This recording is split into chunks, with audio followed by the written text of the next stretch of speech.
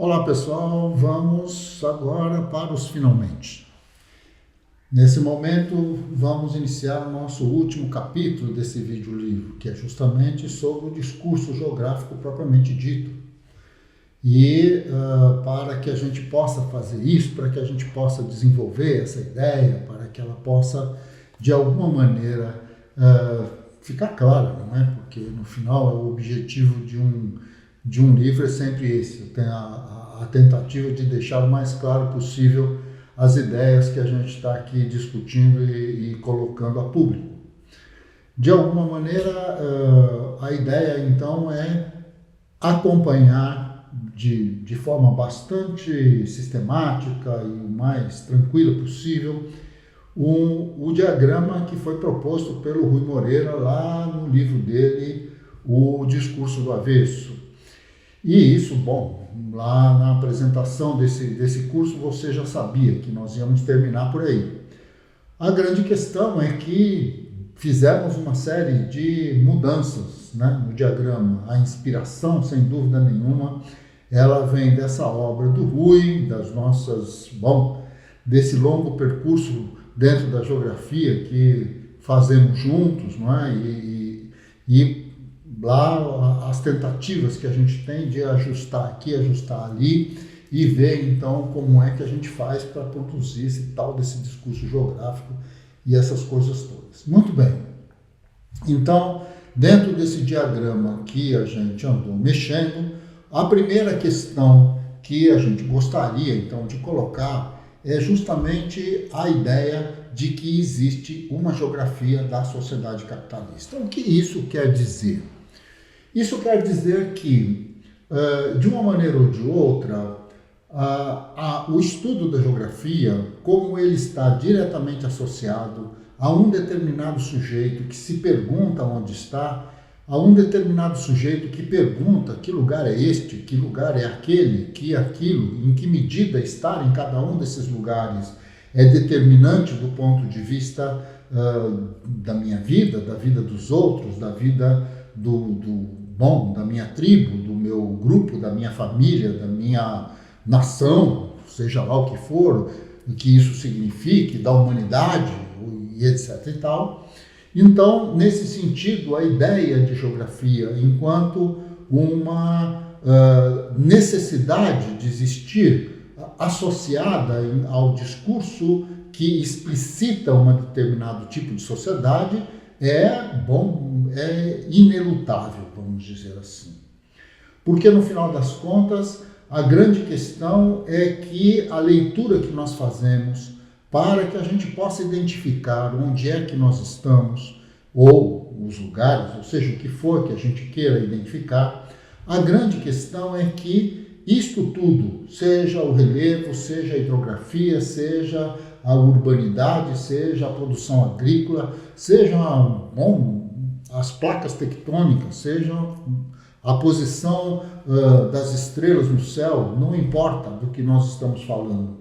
Nós estamos falando de tudo isso no contexto de uma determinada sociedade, a serviço de sobreviver dentro de uma determinada sociedade. E, portanto, se eu penso numa discussão sobre a declividade de uma montanha, por exemplo, esta declividade ela tem um sentido lá para sociedades caçadoras-coletoras.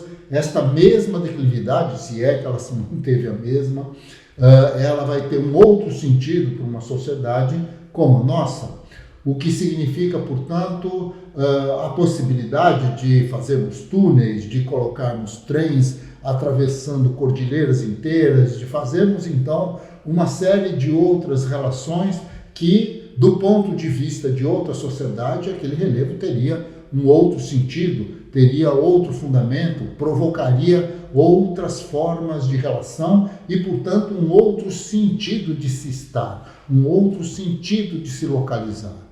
Essa questão que envolve, então, a sociedade capitalista, ela é de fundamental importância. Pensar a geografia sem pensar que ela é a geografia de uma determinada sociedade é pensar a geografia para além do próprio processo de localização, porque localizar-se dentro de uma sociedade é localizar-se no contexto das relações que aquela sociedade possui. Sem isso não faz nenhum sentido. Não é? Então, assim, não está colocado, já dissemos aqui que a ideia de uma geografia física separada de uma geografia humana separada de uma geografia econômica ou qualquer outra coisa que a gente queira separar, é olhar um mundo para um mundo que simplesmente não existe. Então, a grande questão não está em, a prioristicamente, eu separar isso daquilo, separar X de Y. O que eu preciso saber é qual é a dúvida que eu tenho e quais são os elementos fundantes e determinantes para construir a resposta sobre aquela dúvida. Então, nesse sentido, eu preciso inverter estas determinações que envolvem a relação entre sujeito e objeto do ponto de vista do conhecimento científico. Já discutimos isso N vezes e agora este é um ponto de partida, o nosso ponto de partida. Quando eu vou fazer uma pesquisa no campo da geografia, e não importa muito se o meu problema é a erosão num determinado lugar, se o meu problema é o deslocamento da produção de determinados tipos de bens ou de produtos agrícolas, ou seja o que for, se o nosso problema está relacionado à produção fabril, às relações com o mercado, à distribuição das pessoas no mundo, às guerras, seja o que for. O que está colocado em jogo é que tudo isso, do ponto de vista lá de uma sociedade escravista romana, de uma sociedade no estilo tribal, uma sociedade de caçadores-coletores, de uma sociedade como a sociedade capitalista, que acaba capturando todas as outras, o sentido não é o mesmo. Não é? A própria ideia de hidrografia, a própria ideia de clima. Não é? E não estamos aqui discutindo que tudo isso só faz sentido do ponto de vista da ideia de ambiente, de aquecimento global. Desde Humboldt, desde muito antes disso, essa discussão sobre uma unidade, a tentativa de se estabelecer esta relação onde o meu olhar sobre o mundo reconhece o mundo. Eu não preciso fragmentar o mundo em pedaços, ver pelo menos uma parte e depois simplesmente esqueço da outra, como se o mundo fosse, como se fosse possível de fato a realidade se expressar no formato de recortes desse tipo. Então, a grande questão e o nosso ponto de partida, que é inelutável, é o fato de que nós vamos discutir a construção do discurso geográfico no contexto de tudo aquilo que a gente já viu até aqui, né?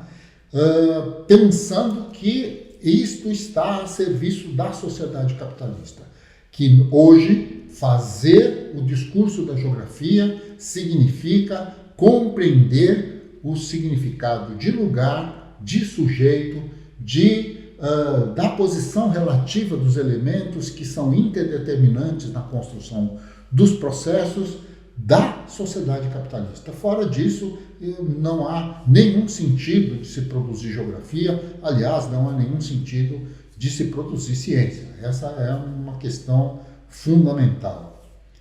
Muito que bem. Então, retomando aqui a nossa discussão, no contexto da sociedade capitalista, nós temos um sujeito que pergunta: onde? Essa é a pergunta estrutural. Onde estou, onde estás, onde fica? E, claro, eu preciso de um conjunto de mecanismos que me permitam, então, reconhecer e construir respostas. Onde é o onde de quê? É o onde de quem? Porque, independentemente disso, dependendo da reflexão, do tipo de pergunta que se me coloca, aquilo que é aparentemente o mesmo lugar podem ser lugares muito diferentes. De fato, quando nós imaginamos, acho que o que é o exemplo mais comum e mais próximo de todos nós, é quando nós nos imaginamos uma sala de aula, não é? Quer dizer, onde estou e onde estão os meus alunos, todos nós estamos na sala de aula, mas não estamos no mesmo lugar da sala de aula, porque não estamos no mesmo lugar da relação que ali se realiza. Porque não importa se eu saio de lá, perto do quadro de giz lá, e vou lá para o fundo da sala e sento numa cadeira que normalmente é usada por alunos para ver o que está acontecendo lá na frente ou qualquer coisa parecida, porque o fato de eu estar sentado numa cadeira de aluno não me faz aluno. E o fato dos alunos estarem, sei lá, fazendo uma apresentação, um seminário ou alguma coisa lá na frente da própria sala, não faz deles professores. A grande questão é que eu estou sentado no fundo e continuo observando a todos eles como meus alunos, com o objetivo de ajudá-los, com o objetivo de avaliá-los, com qualquer outro objetivo, mas são objetivos associados à ideia de ser professor. E não importa se aparentemente estamos no mesmo lugar, porque cada uma dessas identidades, elas só são identidades de localizações que não são as mesmas, mas são interdeterminações que compõem, então, as diferentes escalas de relação que existem no reconhecimento de que aquilo é uma sala de aula e aquilo que está acontecendo ali é, de fato, uma aula ou algo assim. Muito bem.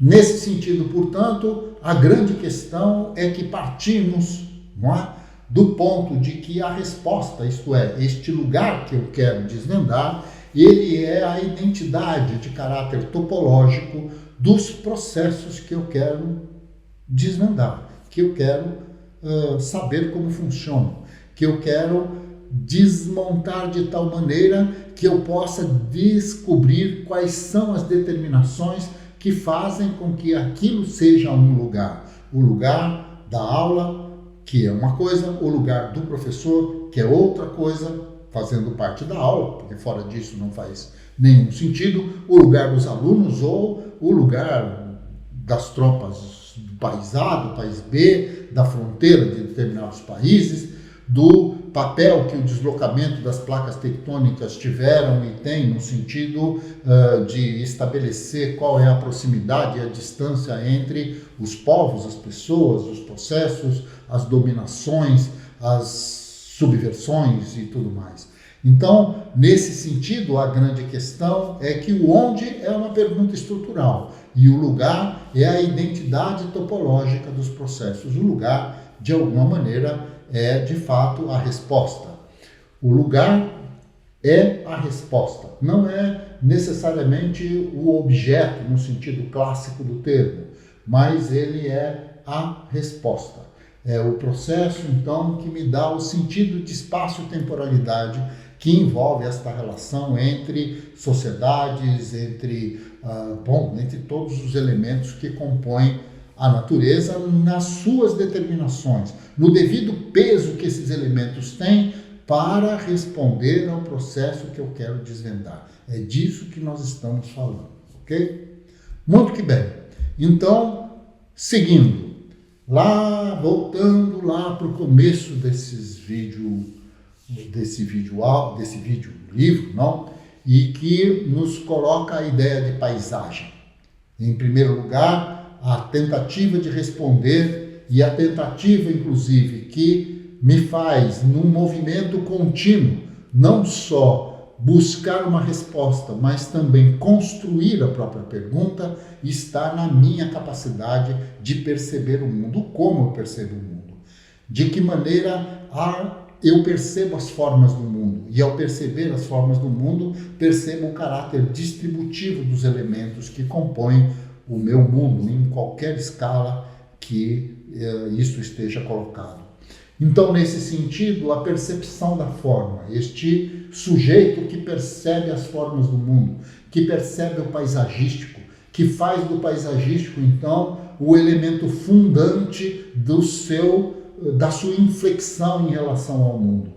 Um paisagístico que, como tudo aquilo que aparece na imediatidade dos nossos sentidos, aparece na mediação entre aquilo que nós reconhecemos, porque já temos algum nível de relação com os elementos do mundo para poder classificar, distribuir, etc. e tal, e aquilo que não reconhecemos e que, portanto, nos aparece como caótico.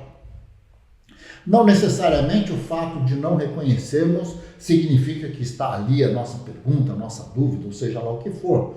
Não. O que existe de fato é uma relação, um esforço humano no sentido de transformar o não reconhecido em reconhecido.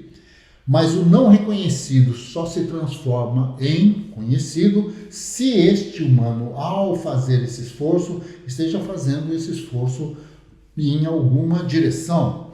Porque uma parte considerável das coisas do mundo, em torno da qual nós recebemos de alguma maneira algum tipo de sinal, seja de luminosidade, de cor, de forma, não importa exatamente o que, mas uma parte considerável de tudo isso nos passa desapercebido.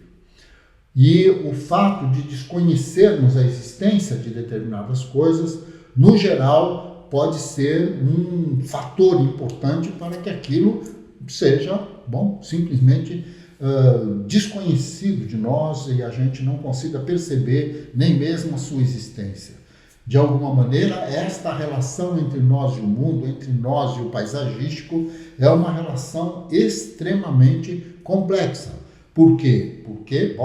Porque quando a gente ainda é criança, a gente tem um conjunto de saberes e de experiências que nos permite identificar as coisas do mundo numa determinada relação. Quando a gente chega à vida adulta, um conjunto de outras experiências já vividas nos permite olhar para a mesma distribuição de elementos ou praticamente a mesma distribuição de objetos e, chegar a outras conclusões, ter como ponto de partida um outro nível de reconhecimento e, portanto, a construção da pergunta vai se fazer numa outra situação. Existe, portanto, uma relação entre esta objetividade do mundo, o mundo como coisa, o mundo é uma coisa objetiva e aparece como objetiva para todos nós, aparece na forma de coisas, de plantas, de vento, de chuva, de tempestades ou da calma de uma praia maravilhosa no verão, ou seja lá o que seja, do que é que a gente gosta ou deixa de gostar. A grande questão é que a percepção dessa objetividade do mundo, que nos permite então estar vivos, respirar, comer, etc. e tal, envolve o fato de que determinadas coisas que eu como eu não gosto, outras eu prefiro, determinados odores eu não gosto, outros. Então, esta relação objetiva do mundo, elas têm a mediação da subjetividade que sou eu, que está dentro da minha cabeça, da minha construção cultural. Toda esta mediação envolve o problema da subjetividade. E, portanto, esta subjetividade precisa se organizar do ponto de vista social para que ela se transforme num discurso que nós chamamos genericamente de discurso científico. Portanto, precisamos ir para frente. O próximo passo, então, é um diálogo bastante intenso com aquilo que Rui Moreira nos legou, nos deixou nesse diagrama dele, que aqui eu estou subvertendo um pouco. Que é a ideia, para nós, a ideia de território, né? A ideia de ordenação, a ideia de que quando eu olho esta paisagem, eu vou percebendo então os elementos que a compõem e digo, ali é uma praça, a praça tal, ali tem um prédio do banco tal, ali é o boteco que eu gosto de tomar cerveja, ali mora o meu amigo fulano, ali, eu vou buscando algum tipo de ordem. O território, a ideia de território, isto que nós chamamos aqui de território, é justamente esse esforço do sujeito em fazer então com que a percepção deste mundo aparentemente caótico se torne então um mundo carregado de ordenações, de elementos, de interconexões, de significados. E, portanto, a ideia de sair lá da paisagem e daquilo que é a imediatidade dessa relação entre o sujeito e o mundo para uma relação mediada, uma relação carregada de novos elementos, de novas perspectivas, de novos reconhecimentos e de novas possibilidades. Ao olhar, portanto, este mundo que se organiza dentro da minha cabeça, usamos aqui, então, as categorias que o Rui colocou lá no diagrama dele, que é a ideia de arranjo. Isto é, estamos frente a um arranjo. As coisas estão distribuídas. As coisas não só estão distribuídas, mas muito para além disso, esta distribuição é uma distribuição de uma articulação. Isto é, ao se distribuírem, esta distribuição é a distribuição de um processo. Então, esta ideia de que nós estamos frente a um arranjo, a uma articulação, a alguma coisa que se interdetermina no interior deste mesmo elemento, desse mesmo processo. Olhando, portanto, a sociedade capitalista tal qual nós estamos querendo observá-la daqui, o que nós vamos ter da nossa frente é justamente a ideia de que existem basicamente 3 grandes arranjos na sociedade capitalista. O primeiro deles, que não é o mais importante, nem o menos, é simplesmente na ordem aqui do diagrama, e isso, à medida em que o diagrama for sendo mostrado, vocês vão entender o porquê dessa distribuição, mas pegando o diagrama pelo lado esquerdo, daquilo que nós estamos vendo na tela, nós vamos ter o tal do arranjo jurídico-político. O que é o arranjo jurídico-político? Não necessariamente este arranjo ele está explícito, não é? Não necessariamente o que nós estamos vendo, o simples fato de estarmos passando por uma rua e todas as portas de todas as casas, de todos os prédios e tudo mais estarem fechadas, e, portanto, as pessoas que estão lá dentro se sentem no direito de impedir que aquelas que estão fora consigam entrar ou tentem entrar, porque é uma barreira, e isto está estabelecido do ponto de vista do regramento jurídico-político que envolve a existência de uma sociedade, a ideia da propriedade privada, a ideia de que lar, doce lar, sacrossanto lar, e ninguém pode entrar na minha casa, ou qualquer coisa parecida com isso. Isso tem lá suas vantagens, suas desvantagens, não importa, não é isso que nós estamos avaliando aqui. O que nós estamos dizendo é que, do ponto de vista da paisagem, quando eu olho uma porta fechada, eu estou vendo o sinal de um arranjo jurídico-político que está associado à noção básica da propriedade privada e da separação entre os que têm propriedade daqueles que não têm propriedade ou que não são proprietários daquela propriedade. Essa é uma questão de fundamental importância. Mas mais do que isso, se pensarmos no desdobramento dessa questão, o que nós vamos ver pelas ruas é os carros da polícia, nós vamos ver os homens fardados, alguns até estão mais escondidos do que isso, não é? Mas de qualquer maneira eles estão ali e mostrando do ponto de vista do paisagístico que eles estão ali em nome da permanência e da reprodução deste arranjo jurídico-político. Eles mesmos fazem parte desse arranjo. O carro de polícia, a placa de trânsito, o semáforo vermelho, verde, o amarelo, a ideia de que eu só posso passar por uma determinada esquina dirigindo meu automóvel numa determinada condição e não em outra, que ali é o lugar onde se pode atravessar como pedestre e outro lugar, não, e assim sucessivamente. Essas coisas todas fazem parte de uma grande articulação. E aí nós começamos a ver um lugar, como nós chegamos a olhar aqui num vídeo sobre arquitetura, em que a gente estava vendo justamente a ideia de Brasília como um monumento ao Estado, isto é, o grande arranjo e a expressão para dizer a todos que ali o que existe é o poder de Estado na sua materialidade. Isso é uma questão fundamental, mas para todos os lugares onde nós vamos, sejam cidades pequenas, as pequenas são mais evidentes, né? Porque vão ter uma praça central, o coreto, de um lado a prefeitura e a representação de determinadas elites, E de outro lado, então, o que nós vamos ver é o arranjo ideológico-cultural, porque do outro lado da prefeitura, deste arranjo jurídico-político, está a igreja,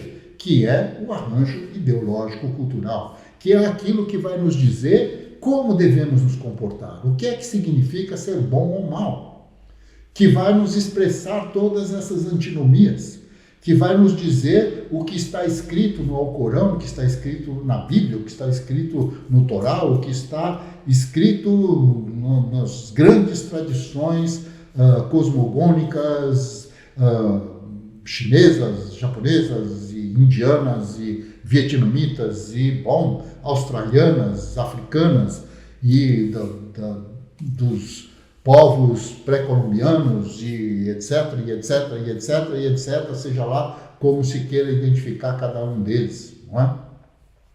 De alguma maneira, este arranjo, não é, que vai se estabelecer desde a aldeia até a grande cidade, a presença do edifício, a ideia de uma cidade como o Rio de Janeiro, onde as favelas estão evidentes do ponto de vista das encostas, e aí o significado de morro não é exatamente o mesmo que o significado de morro em outros lugares, onde o morro está lá para se fazer escalada, para se fazer para se retirar ferro ou algum outro tipo de mineral, para que ele seja simplesmente destruído, ou qualquer coisa que o valha, né? Porque ali tem granitos, ali tem minerais que interessam, ali, de alguma maneira, existe alguma coisa que interessa ao homem. E a ideia, então, de morro não é a mesma, dependendo do lugar. E essas paisagens, então, quando elas se expressam arranjos. Arranjos do ponto de vista do jurídico-político e arranjos do ponto de vista ideológico-cultural, evidentemente. Porque uma coisa sem a outra simplesmente não é possível. É preciso, efetivamente, que a gente acredite que o Estado tem sentido de existir.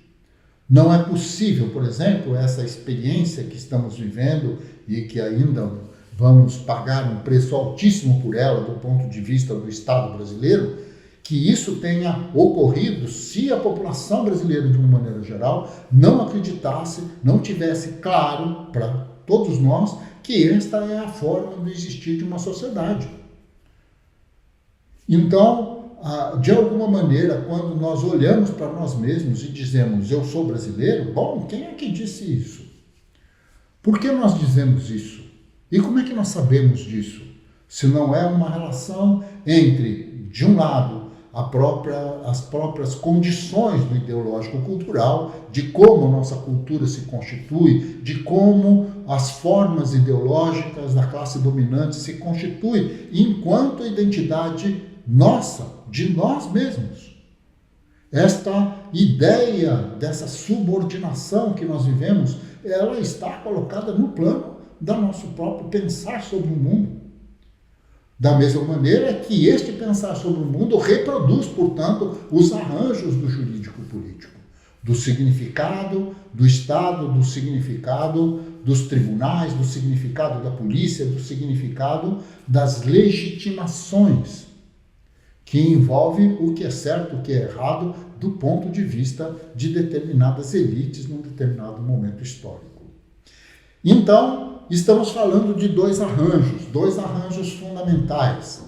Um terceiro nós vamos já deixar para o nosso próximo vídeo, que é aquele que dá ordem a esses dois arranjos laterais, né? Que é o arranjo econômico e social.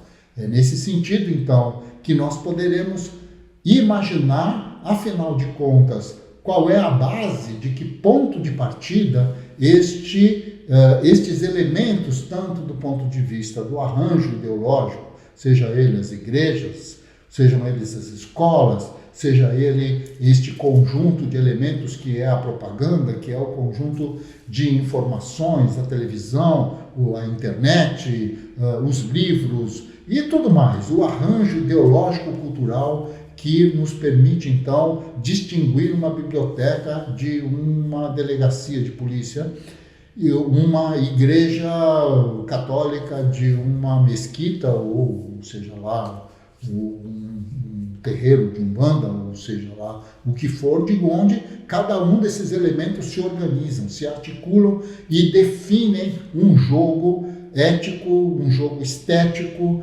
uma noção de moralidade, uma noção da relação entre nós e o mundo, e que de alguma maneira se associa na contramão, muitas vezes, ou no sentido da pura legitimação dessas relações do jurídico-político. Então, é nesse sentido que todo esse arranjo funcionam ambos ao mesmo tempo, não necessariamente se expressam na paisagem da mesma maneira, porque são coisas diferentes, mas estão envolvidos, digamos assim, ou suportados exatamente pelo arranjo econômico-social, que é aquilo que dá fundamento à existência da sociedade. Bem, vamos em frente, que agora esta coisa está começando, me parece, a tomar forma.